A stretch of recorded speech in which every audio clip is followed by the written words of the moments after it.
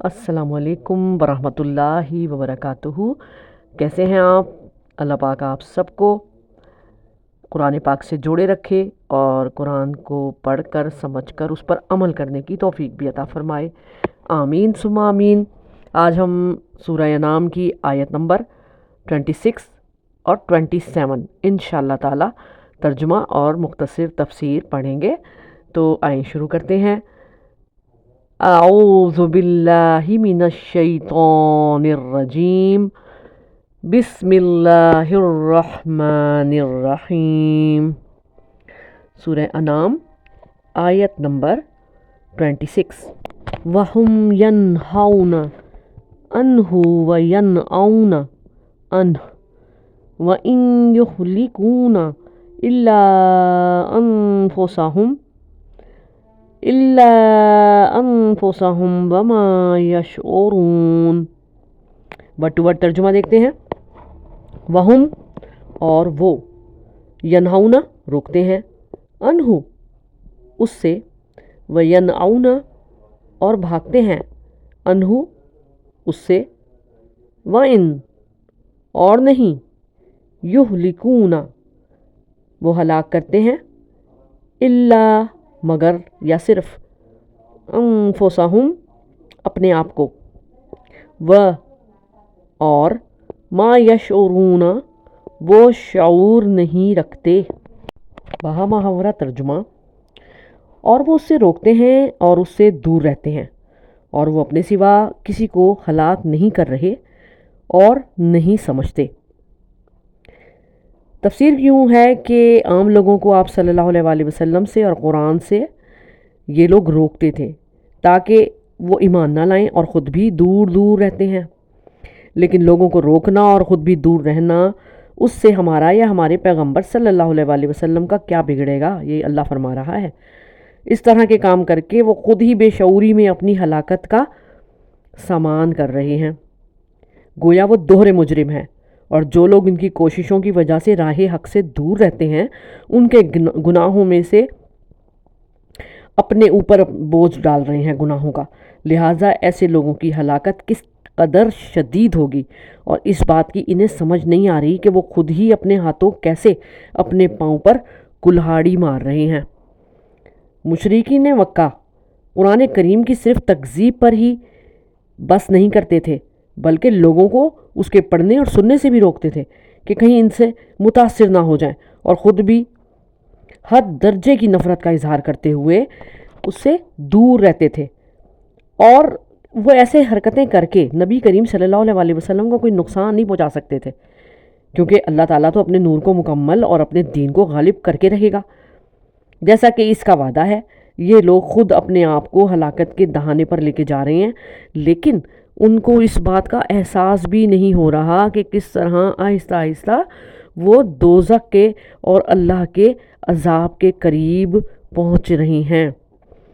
وہم اور وہ، یعنی اللہ تعالیٰ کے ساتھ شرک کرنے والے اور اس کے رسول صلی اللہ علیہ وسلم کو جھٹلانے والے لوگ، گمراہ ہونے اور گمراہ کرنے کی صفات کے ساتھ وہ لوگوں کو اتباع حق سے روکتے ہیں، انہیں حق سے ڈراتے ہیں، اور خود اپنے آپ کو بھی حق سے دور رکھتے ہیں۔ وہ اپنے ان کرتوتوں سے اللہ تعالیٰ اور اس کے مومن بندوں کا کچھ بگاڑ سکتے ہیں بھلا؟ نہیں، وہ اپنے آپ ہی کو ہلاک کر رہے ہیں اور سمجھتے ہی نہیں ہیں، کیونکہ ان کو اس بات کا شعور ہی نہیں ہے کہ وہ کیا کر رہے ہیں۔ وہ صرف قرآن پر تانے نہیں مارتے، بلکہ قرآن سننے اور حضرت صلی اللہ علیہ وسلم پر ایمان لانے سے دوسرے لوگوں کو بھی منع کرتے ہیں۔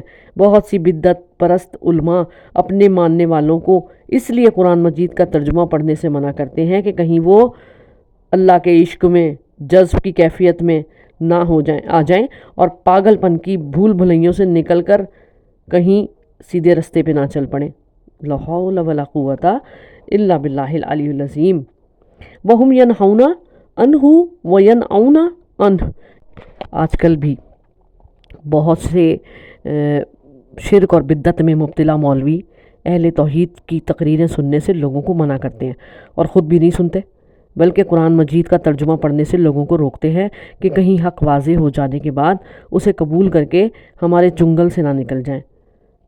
وَإِن يُهْلِكُونَ إِلَّا أَنفُسَهُمْ، یعنی ایسا کرنے سے وہ اللہ تعالیٰ اور اس کے دین کا کچھ بگاڑ نہیں سکتے، بلکہ اپنی ہی ہلاکت کا سامان کر رہے ہیں، اور وہ یہ نہیں سمجھتے کہ ایسا کرنے سے انہیں کتنا بڑا نقصان ہو رہا ہے۔ اگلی آیت، بسم اللہ الرحمن الرحیم۔ وَلَوْ تَرَىٰ إِذْ وُقِفُوا عَلَى النَّارِ فَقَالُوا يَا لَيْتَنَا نُرَدُّ وَلَا نُكَذِّبَ بِآيَاتِ رَبِّنَا وَنَكُونَ مِنَ الْمُؤْمِنِينَ۔ ورڈ ٹو ورڈ ترجمہ دیکھتے ہیں۔ وَلَوْ، اور اگر یا کبھی، تَرَىٰ تم دیکھو، اِذْ وُقِفُوا جب کھڑے کیے جائیں گے، عَلَىٰ پر، النَّارِ آگ، فقالو تو کہیں گے، یا لیتنا اے کاش ہم، نردو و واپس بھیجے جائیں، اور لا نکذبہ نہ جھٹلائیں ہم، بیایاتی آیتوں کو، ربنا اپنے رب کی، ونکونا اور ہو جائیں ہم، من سے، المومنین ایمان والوں۔ اس کا اب ترجمہ دیکھتے ہیں۔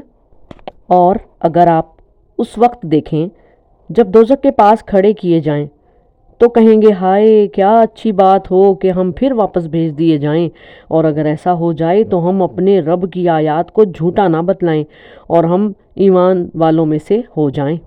یہاں پر مشرکین مکہ اپنے آپ کو کس طرح ہلاک کر رہے ہیں اس بارے میں بتایا جا رہا ہے، ان کی کیفیت بیان کی جا رہی ہے۔ وہ دنیا میں تو قرآن کریم کی تکذیب کرتے ہی ہیں، لیکن آخرت میں انہیں اپنے اس فعل پر بہت ندامت ہوگی اور افسوس ہوگا، اور وہ تمنا کریں گے کہ کاش ہم دوبارہ دنیا کی طرف لوٹا دیے جائیں تو قرآن کی تکذیب نہ کریں بلکہ اس پر ایمان لے آئیں، اور وہاں سے دوبارہ دنیا میں آنا تو ناممکن ہوگا نا کہ وہ اپنی اس آرزو کی تکمیل کر سکیں۔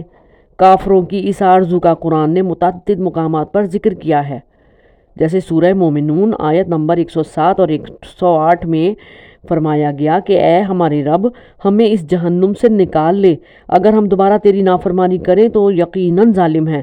اللہ تعالیٰ فرمائے گا، اسی میں ذلیل و خوار پڑے رہو، مجھ سے بات نہ کرو۔ اس کے بعد سورہ سجدہ میں آیت نمبر 12 کیا کہا گیا، اے ہمارے رب، ہم نے دیکھ لیا اور سن لیا، بس ہمیں دوبارہ دنیا میں بھیج دے تاکہ ہم نیک عمل کریں، اب ہمیں یقین آ گیا ہے۔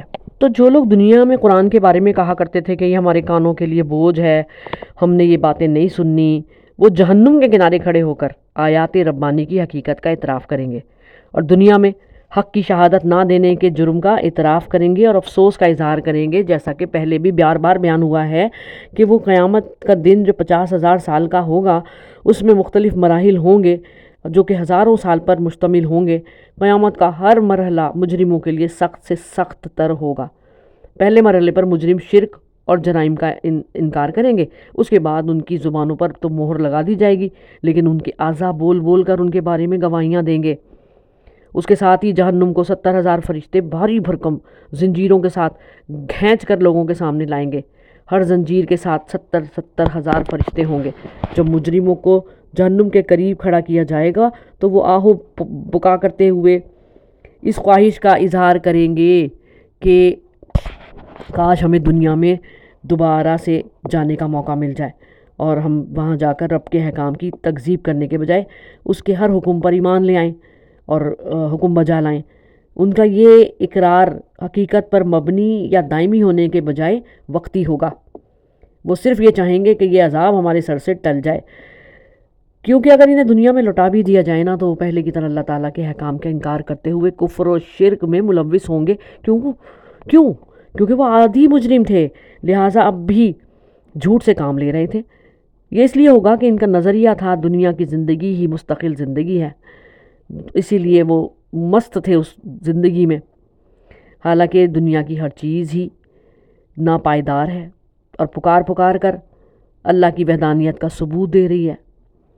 دنیا میں انسان کو قرار نہیں مل سکتا، اگر نیک کام کرے گا تو قرار تو صرف اللہ تعالیٰ کی ذات کو ہی حاصل ہے اور دوام بھی اسی کو حاصل ہے۔ ان کا یہ بھی نظریہ تھا کہ مٹی میں دفن ہونے کے بعد ہمیں ہرگز بھی نہیں اٹھایا جائے گا۔ اللہ تعالیٰ کا یہ ارشاد کہ اگر انہیں دنیا میں دوبارہ بھیج دیا جائے تو وہ ہی کچھ کریں گے جس سے انہیں منع کیا گیا تھا۔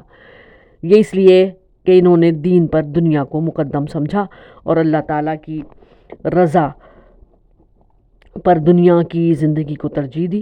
اگر انہیں دنیا میں لوٹا دیا جائے تب بھی وہ کبھی بھی باز نہیں آئیں گے، کیونکہ یہ بات کہ ہمیں دنیا میں بھیج دیں، ہم اللہ کا احکام دوبارہ سے مانیں گے، صرف اس لیے کہہ رہے ہیں کہ ان کے سر سے عذاب ٹل جائے۔ یہ ہٹ دھرم ہے، ہٹ دھرم ہی رہیں گے۔ اگلی آیت میں اسی موضوع کو آگے بڑھایا جائے گا، جو کہ ہم اگلی ویڈیو میں انشاءاللہ تعالی سنیں گے۔ تو یہ تھی ہماری 2 آیات، آیت نمبر 26 اور 27۔ انشاءاللہ تعالی اگلی آیات کے ساتھ اگلی ویڈیو میں حاضر ہوں گے۔ تب تک کے لیے طاہرہ رضوان کو اجازت دیجیے، اپنی نیک دعاؤں میں ضرور شامل رکھیے گا۔ اللہ حافظ۔